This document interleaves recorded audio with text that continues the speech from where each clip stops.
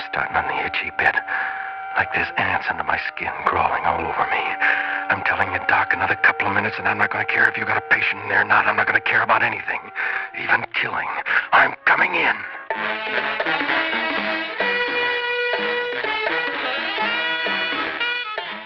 Theater 5 presents The Fix.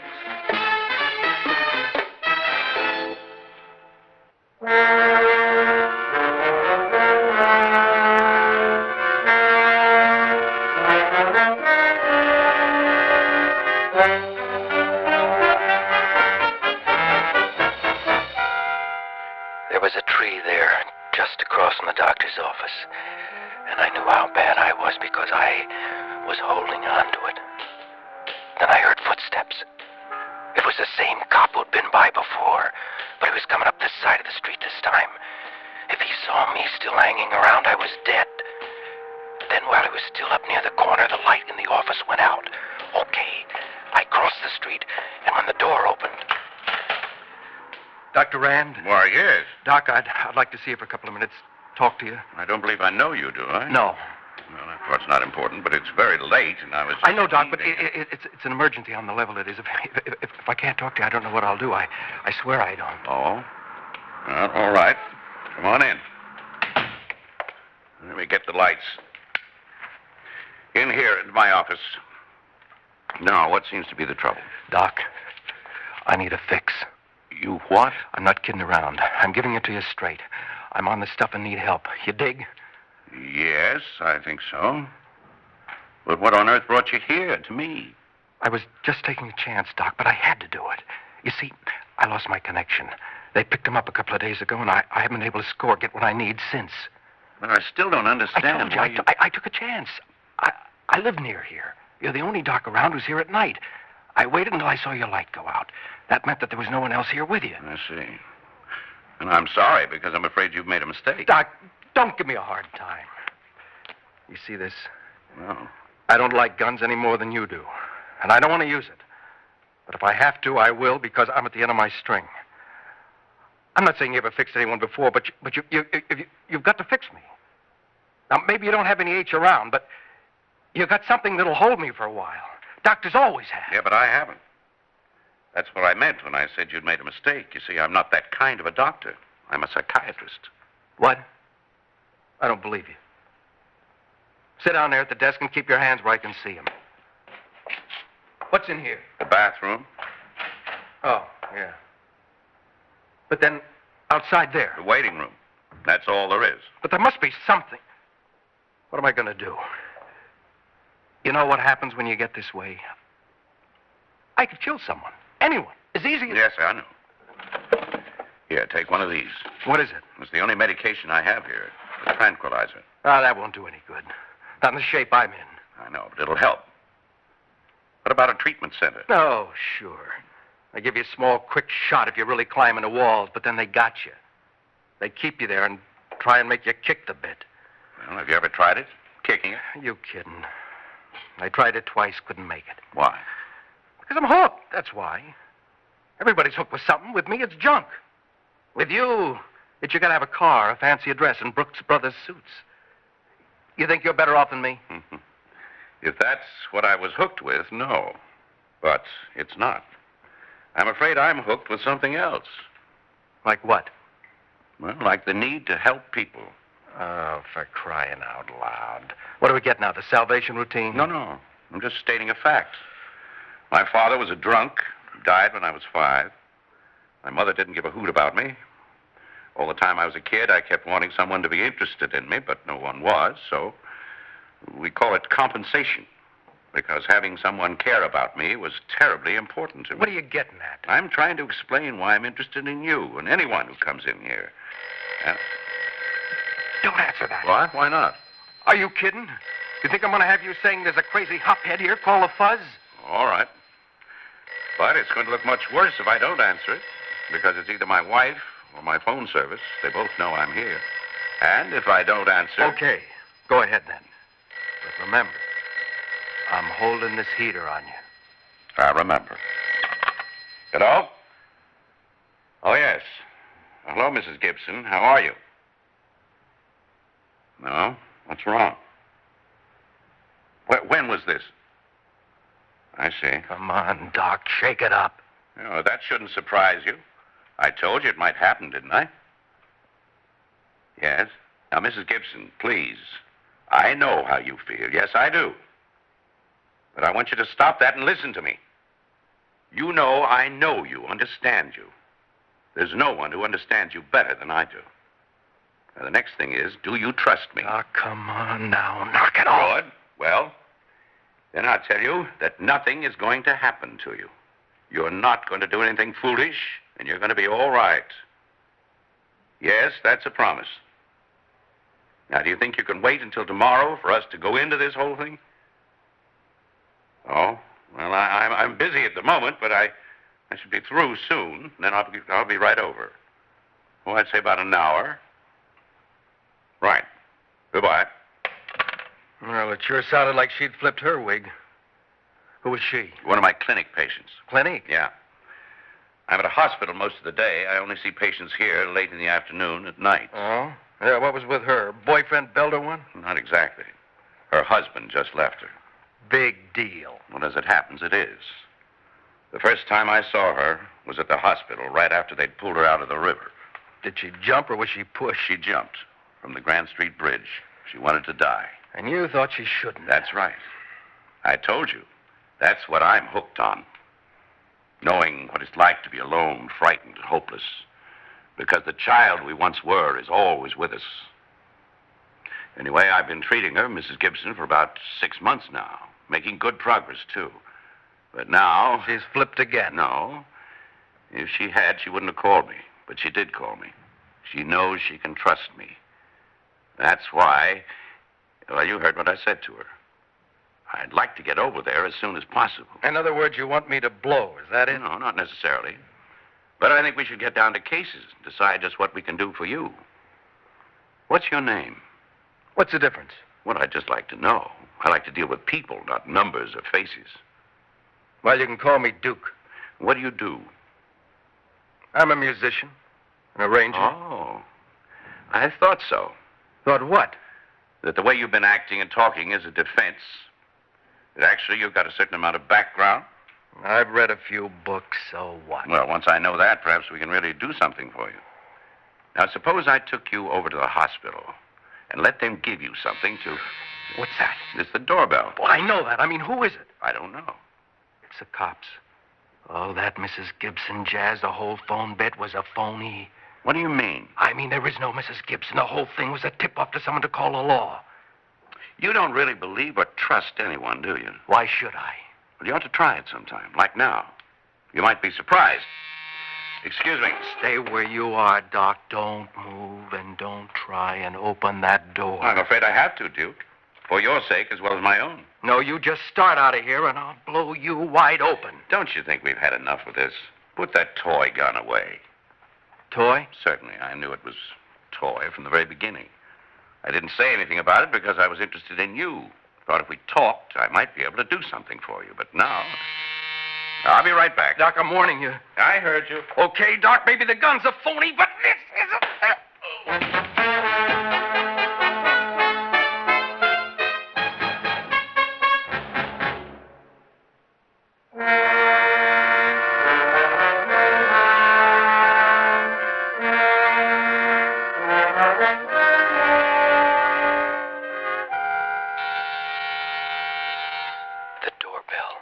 The doorbell again. I had to get out of there. I ran over to the window, and there was the cop. He was just up the street looking at whoever was ringing the bell. I was trapped. I couldn't go out the window with him there, and if I didn't open the door, he'd know something was wrong. There was just one thing to do. I dragged the doc into the bathroom, tied and gagged him with towels, and shut the door. Then, when the bell rang again, I went to the door, opened it. Dr. Rand? He was tall, thin, and kind of strange looking. I only took a quick look at him because I was more interested in the cop. He'd walked over, was standing only 8 or 10 feet away, watching. I said, you Dr. Rand. What? Why, yes. Oh. I was beginning to get worried. The lights were on, so I knew you were there, but I've been ringing and ringing. I was busy on the telephone. I see. Could I talk to you a few minutes, Doctor? I'm afraid not. Not right now, anyway. It's very late, and I was just leaving. I know, and I hate to bother you, but it's terribly important. I'm sorry. Why don't you make it tomorrow? Because it won't wait till tomorrow. Please, Doctor. If I say it's important, it is. You got to give me a few minutes. You got to. The cop was still standing there watching, and he was starting to look at me kind of funny, so... Yeah, all right. Come on in. Thank you, Doctor. Thanks very much. In there? Yeah, sit down. Thank you. We've never met. Because I know all about you, just as you must know about me, I'm John Backer. Backer? Yes, Lily's father. Oh, yes. That was the first thing I wanted to ask you about Lily. How is she? Why, she's fine. Oh, then you've seen her recently. Well, no, not exactly recently. Not for a little while. Well, then how do you know she's fine? Well, I've heard she was. Oh, you mean you get reports? Yeah. But how do you know they're reliable? I mean... Well, you know as well as I do that you can't always trust what people say. Look what they used to say about me. They? The neighbors. Isn't that how the whole thing started with them? Well, I don't know. At least... Oh, but you must know. What did they tell you? Lily's teachers and all at the school. What did they tell you when they sent her to see you at the clinic? Well, they just said it might be a good thing. It might help if she came talk to me. Help? And did it help? Look at what's happened because they were such busybodies. Lily's miserable. No matter what you say, Doctor, she must be. After all, I'm all she's got now, and she loves me. How could she be happy living with strangers? As for me...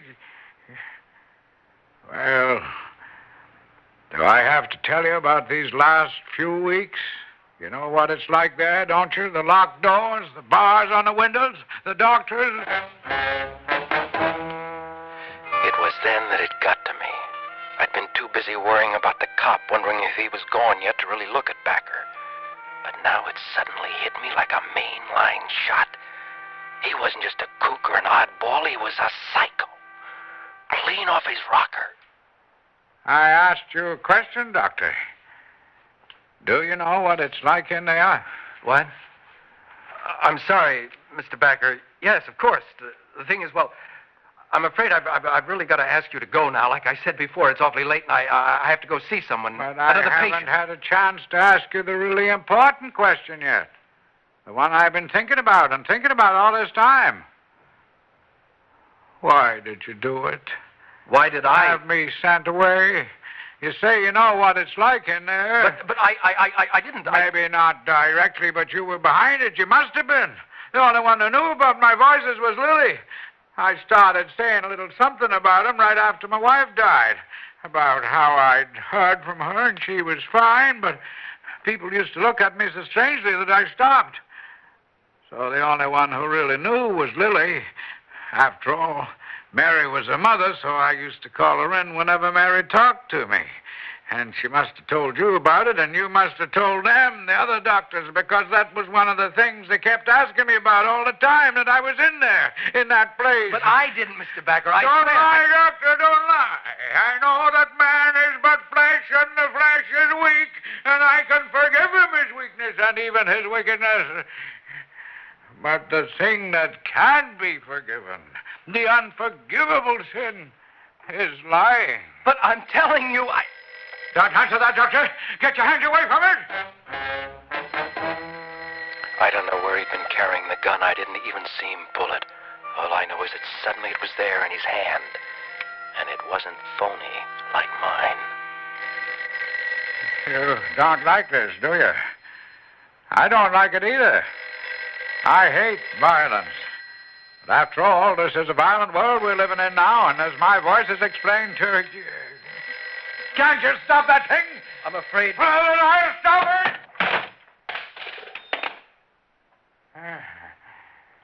There.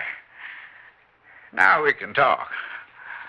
I think that's a very good idea. I think we should talk. I want to ask you something.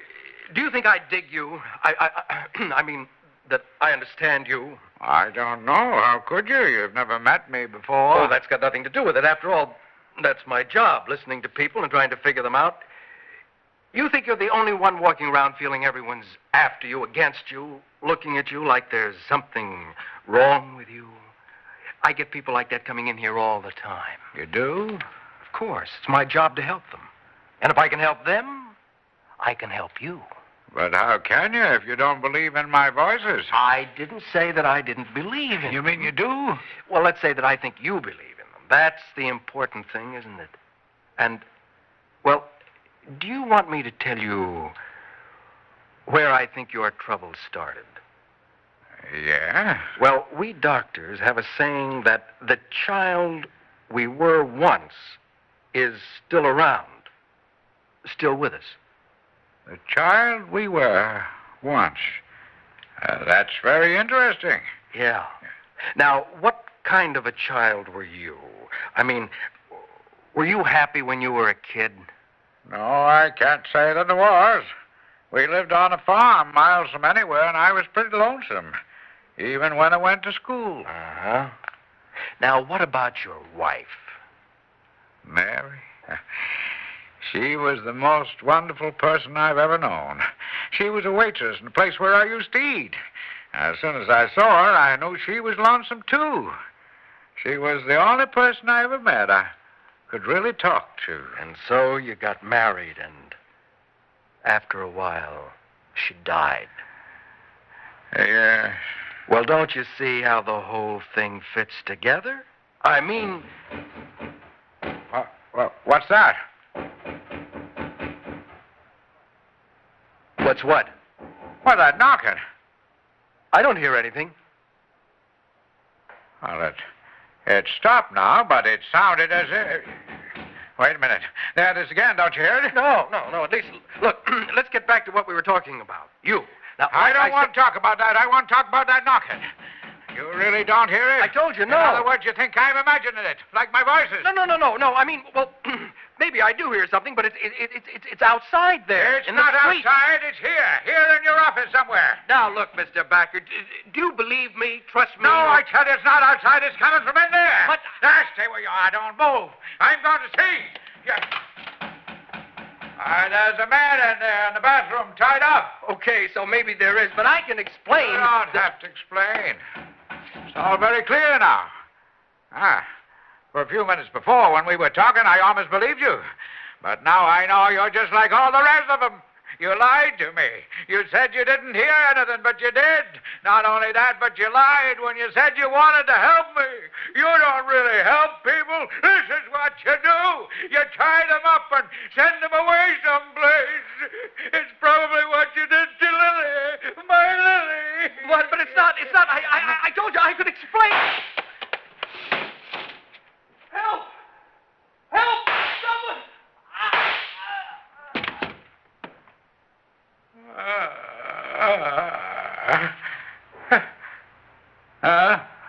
What? What'd you say, Mary? Bad? Oh, but it wasn't a bad thing.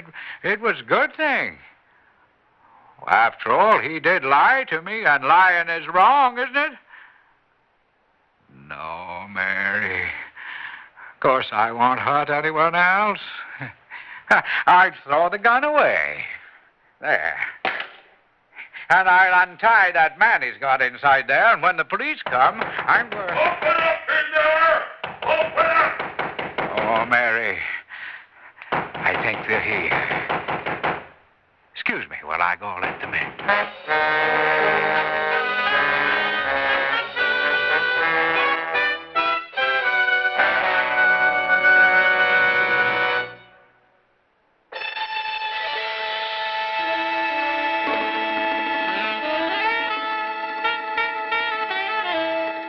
Theater 5 has presented The Fix, written by Robert Newman and directed by Warren Somerville. In the cast, Cliff Carpenter, Stotts Cotsworth, and Ian Martin. Audio engineer Neil Pulse. Sound technician Ed Blaney. Original music by Alexander Vlastotsenko. Orchestra under the direction of Glenn Osser. Executive producer for Theater 5, Edward A. Byron. We invite your comments. Write to Theater 5, New York 23, New York. This is Fred Foy speaking.